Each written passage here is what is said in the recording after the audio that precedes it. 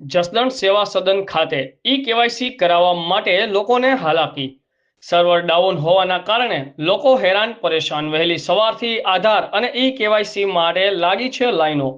Ration કાર્ડના લાભ માટે કેવાયસી છે ફરજિયાત. કેવાયસી સબમિટ કરાવવા મહિલા પુરુષ તેમજ નાના બાળકો સાથે કચેરીમાં ધક્કા ખાઈ રહ્યા છે. છેલ્લા 5 દિવસથી લોકો કેવાયસી કરવા માટે ધક્કા ખાઈ રહ્યા છે. સર્વર ડાઉનના કારણે પારાવાર મુશ્કેલીનો સામનો. વહેલી સવારથી લોકો લાઇનમાં ઊભા રહેવા મજબૂર બન્યા છે.